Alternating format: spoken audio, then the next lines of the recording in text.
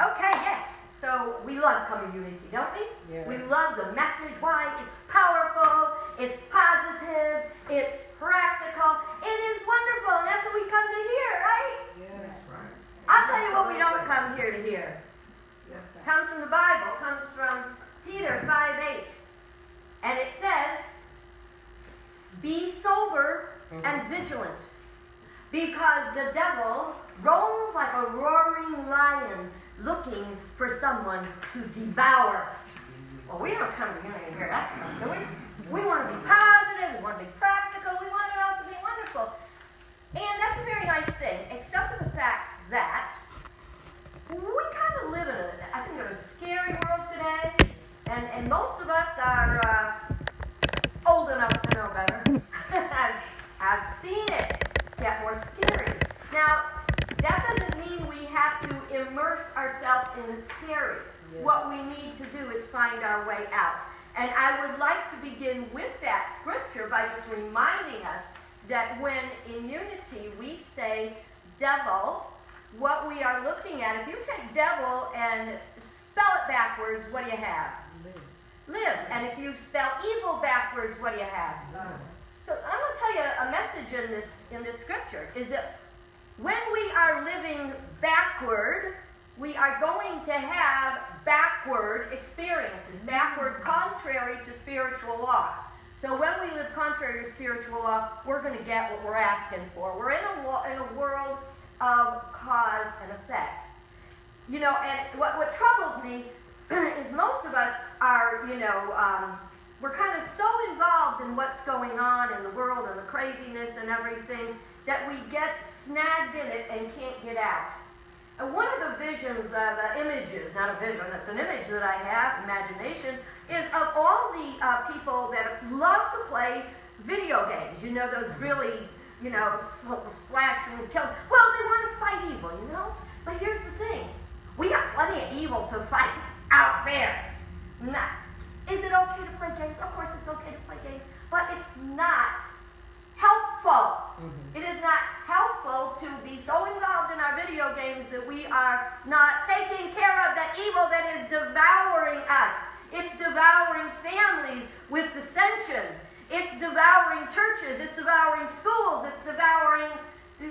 We can't go places without being in the midst of it. And here we are, like, the poor little mouse in the little wheel, and it runs, and it runs, and it runs, and it's not getting anywhere. Hello. Welcome to our world. Would you like to get past that? Okay. I'm going to invite you to get past that today, and I'm going to give you a key before this day is out. And this key will open the door to peace, to happiness, to prosperity, to an awakening that will not only change our lives, but will change the world. The devil, the evil that we are in the midst of, is what I call false gods. Well, I'm not the only one. The Bible talks about it. So, I'm in good company. And the false gods that we're dealing with, there are two of them. And I know you probably already know their names. Just in case you don't. Their names are Baal and Mammon. Now, if you go look them up in the Bible, you're going to see that Baal is called the nature god, and it represents our lower carnal nature. Mammon represents money, materialism, stuff. And these false gods are taking our lives. They are taking the quality of our lives. And as long as we choose to play their game, they're going to continue to do that. Wouldn't you like to be free of all that? Well, in unity, we teach life is consciousness. Life is consciousness. So if we want to... Oh, and guess what? Guess what? Unity doesn't have the market on it, okay? Okay, it is everywhere. That God is in every church, every synagogue, every mosque. God is there through the desire to do and be good. People like to say, well, I'm spiritual, I'm not religious. Well, okay. However, the way I look at it, and I'm not telling you gotta see it my way, okay? I'm just presenting my stuff here today. You either like it or you don't, and that's okay. I love you anyway, But here's the thing. The spiritual, we are all spiritual. Even that person that tap dances on our last nerve, spiritual child of God. May not be behaving like it, but it still is.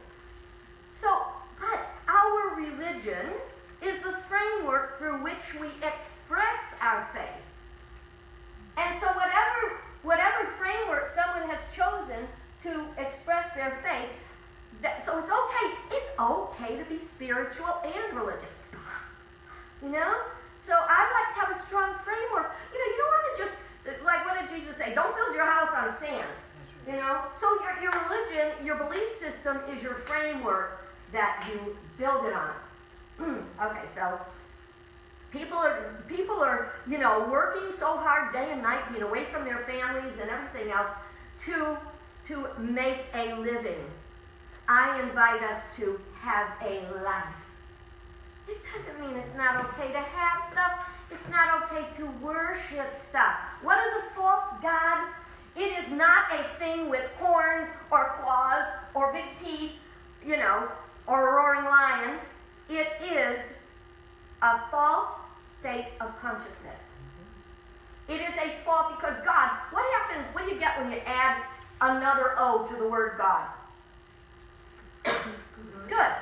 So false gods are a false sense of good. You know that if only, I'd be happy if only, I would be so happy if only I were married. I would be so happy if only I were free of that man I married. I would be so happy if I had a big house.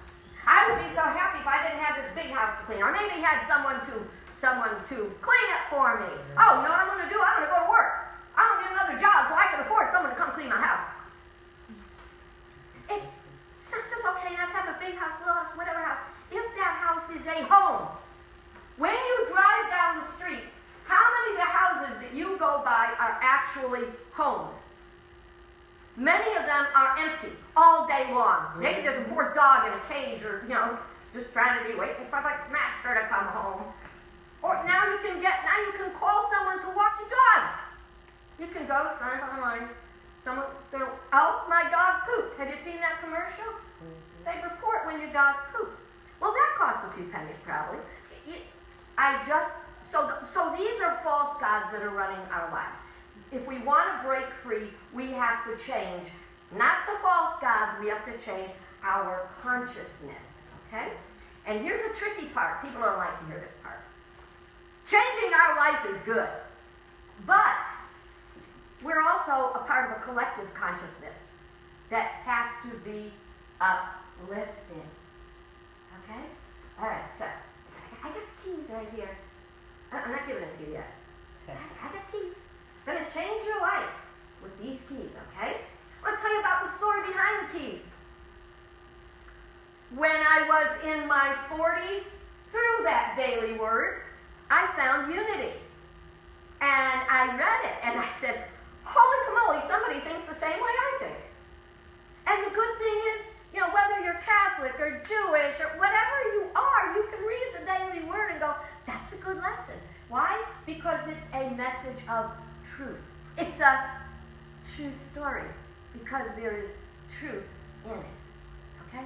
So I found unity and I was really excited and read it for a couple of years, and then I got a call to ministry. I'm not kidding. I got an audible call to ministry when I said to God one day, what do you want? And the voice came to me, minister, unity minister. And I said, oh great, my Catholic family's going to love that. But they're okay with it because they know that what I speak and what I teach is not contrary to what they speak or what they teach. And then I went to ministerial school. Oh my gosh, the day I got accepted to Unity's program, I was in the parking lot jumping up and down all by myself. People were thinking, that's it, I knew she was going to go around the bend one day. This was it. But I went and I spent 2 of the best years immersed in the teaching. Every day I'd go, yes, And we'd take our guts out and we'd put them on the table. Oh, these are my problems. And we'd look at how they are affected. It was just magnificent. And then came the day we got booted out. We had to leave. We were graduated. We were ordained. And I stood there with my friend Helen behind me, and I looked back and I said, I don't want to go. But Spirit said to me, you have to go. Because you love this so much, you have to take it out and share it with other people. And I did. I spent 25 years in church ministry, ministering to people. And then one day I retired, and I decided I was going to do my ministry through writing. And what I wanted, I was inspired by the entertainment industry that is very, very hard to find something to watch that's positive and uplifting, you know, like a sitcom. I can't find a sitcom I can watch because most of them are a little too harsh for me. So I started to write, and I wrote 2 novels, and they were laced with unity teachings, and they were fun, and they had a little bit of spice and a little bit of sugar, but it wasn't like doo-doo, you know, so it had a little bit. But Spirit kept saying, that's not enough. That's not enough. You have to write the book. Now, the book was when I would see something in the news, in people's lives, people coming for counseling, and I kept seeing, even on TV, the types of shows, and I go, if they knew, if they only knew, this is not helping them. They're staying in that little rat wheel, you know, hamster wheel, sorry, right? Same family. So, one day I actually wrote the book. And it's called The Rise of the False Gods. Now, every time you've wondered, why can't we have peace? Why can't we stop war? If you ever wondered, why is the divorce rate so high? Why do we have poverty? Why? But if you keep wondering, I'm going to tell you why right now. Because we're letting the false gods run our lives. So, when I decided to write the book, I thought, like many of us think, you know that other little voice in your head? The one with the devil on the shoulder. Who do you think you are to write such a book? Are you crazy?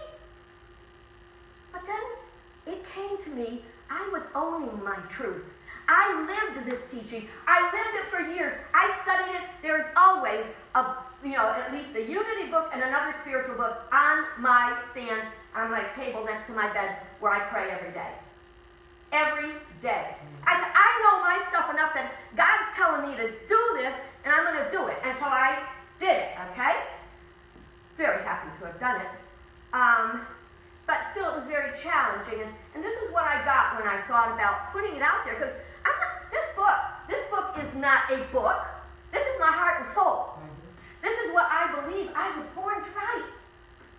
So I realized that, in the Bible it says that God said in Jeremiah, I will put their law within them. I will write that on their hearts. Now what that means is, within us, the combination of our mind and our heart, when we hear something, we know it is true. Now if I said to you right now, okay, now you have to understand there's a new truth. The new truth is this. 1 and 1 is 5. Yeah, see? Oh, you see that? That is the truth within you said, that ain't true.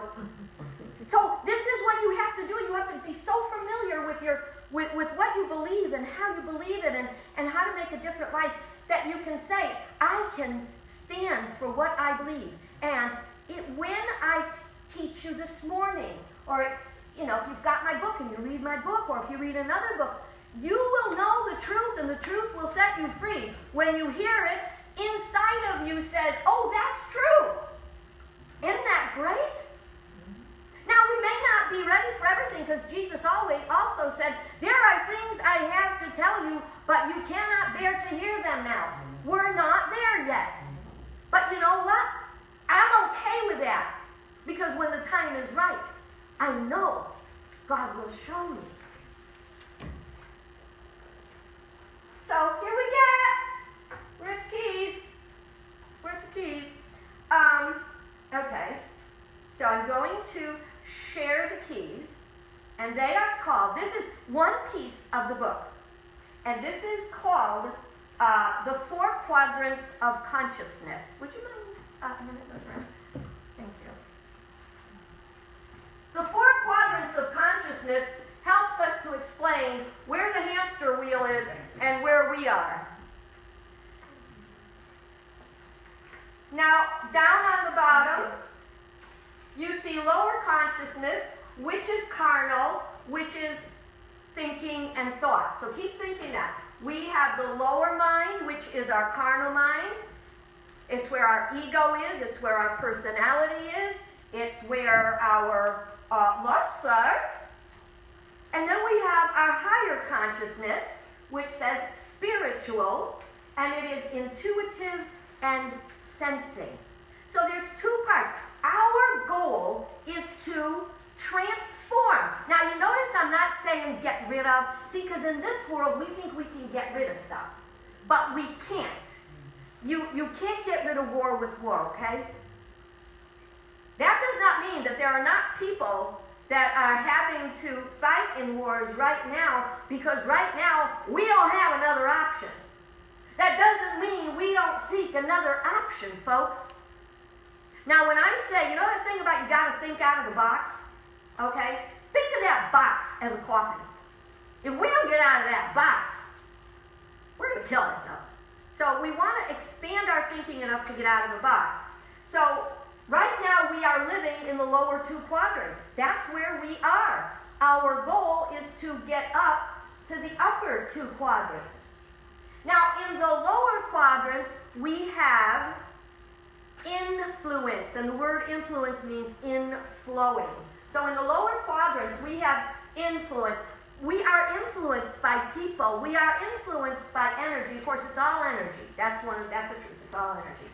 But we are influenced. But on the upper two, we have inspiration. Do you see? Inspiration comes from God. Influence comes from people or from outer circumstances. Okay?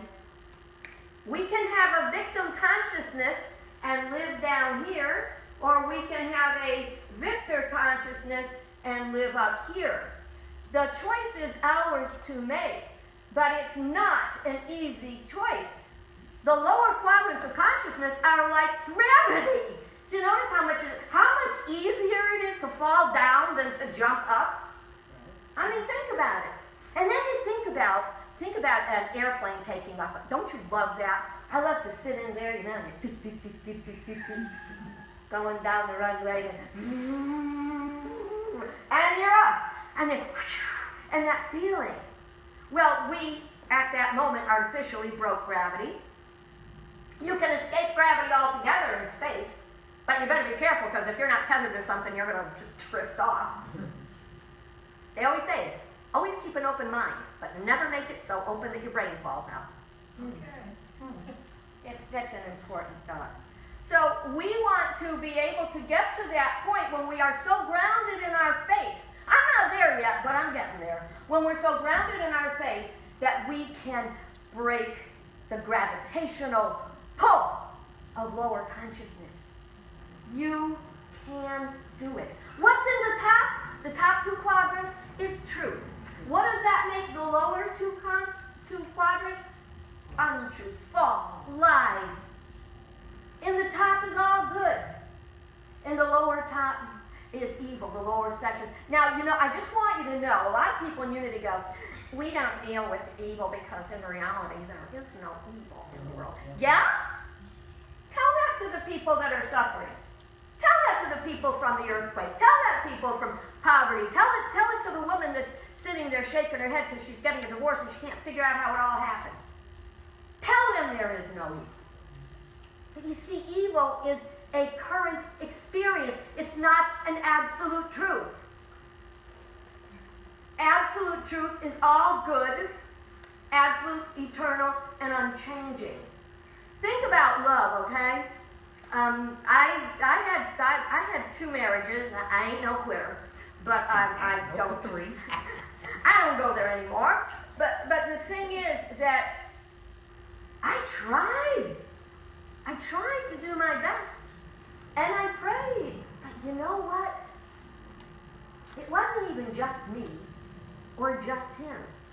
It's the fact that it was just not a match. You know? That doesn't mean that marriages can't be good and holy and healthy. And I love to see people that manage to tolerate each other for umpteen years and still like each other. My parents were almost at 63 years and they'd walk around holding hands. 63 years of marriage, not 63 years old. They went for the long run. They stayed married till the bitter end. And it was bitter because they still loved each other so much. So this is temporal. The lower two quadrants are temporal, which means changing. The upper two quadrants are eternal. So one is passing, one is eternal. Let's go back to love. I can go back to thinking about my first husband. I don't want to think about the second one at all, but think about the first husband. And I can remember a time I loved him, that I really was. But you know what? It was an illusion. I was in love with the illusion of and I was very much under a bad influence of thinking that I needed to be married if I were to have a full life. So I learned. You know, everybody makes mistakes. The trick is to learn from them. We make our mistakes down here. We learn from them and we move up here. Yay, praise God, there is hope for all of us. So, we cannot get rid of the ego. We can transform it. Our job is to transform our consciousness. I gave you this so that you can take it home. You can put it on your refrigerator. You can put it on your bathroom mirror. That's the old bathroom mirror. I don't know, but my mirror is broken because every time I go and look at it, there's this old lady standing in my way and I can't see my face. I tell you. You put it somewhere where you can use it, okay? And then I invite you to do another thing, which I intended to do, but you know how sometimes the best intentions don't happen? Find a key that you don't use around your house, okay? Take that key. I want you to put that key in your purse or in your pocket. Wear it around your neck. Have that key with you, and every time, this is at home, sitting on your bathroom mirror, blocking that ugly lady, and your key is in your pocket, and when you're having a bad day, keep remembering. Ask yourself, where am I? Where am I? Am I down here in anger, or am I up here in healing? We must heal ourselves. How do we heal ourselves? Nature heals us. Peace heals us. Prayer heals us. Having someone to talk to. Now, that's a dangerous one, you know, because it depends who you choose to talk to. Because if you choose to if you choose to talk to someone who's going to support you in your brokenness, no, they're only going to keep you broken. You have to talk to someone who loves you enough to say, hey, wait a minute, let's think about that again. Not saying you're evil, you did that, it's your fault, but saying, I'm going to take a breath, and you go to someone who will say, how does the principle go along with that, you know? Could be a priest, but you don't want a friend who's going to say, aren't they just being terrible to you? Well, no, maybe you kind of asked for it. Just saying. So, that's your key. Now, so we said we are, you know, we're individual and we're collective. So, after and as, we don't want to wait till after, that can take a long time. As we grow, our lives change, our languaging changes, our way of expressing changes, and we are striving for that. And Jesus said, though I am lifted up, as I am lifted up, I will lift all people with me. And that's what you're going to do. When you take this enlightened consciousness, when you take this uplifted way of being, and you take it into the world, and you learn to smile, and you learn to breathe, and you learn to speak your truth with love. Speak your truth with love. Then we will have the world that we all want. We are in, Barbara Marx Hubbard, who we lost about 2 weeks ago, was a wonderful spiritual woman. I wasn't going to like her in the beginning because she was religious science, and I'm unity. That's true. That was before the days I really grew, and got to be knowing that there really is God and all. She wrote a book called The Revelation, Our Crisis is a Birth, and it changed my life. Right up there with unity. And what she said that stuck in my mind, and I ask you to put it in your mind, is we are in a birthing process right now. All of the challenges that we're experiencing right now are part of a birthing process. That birth will either be a Lamaze birth that we breathe and push through, or it will be a breech birth, which is coming out backwards. We don't want to come out backwards. It's painful and unnecessary. What makes the difference is when we start to realize that we are one. When we start to realize we are all connected. Down here is me, me, me, me, me. Up here is we.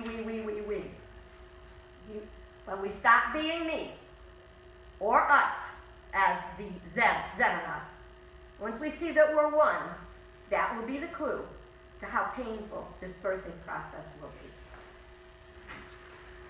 I hope that provided you some food for thought that you can feast on for days and the rest of your life. And God bless you. Thank you for your time and for asking me to join you.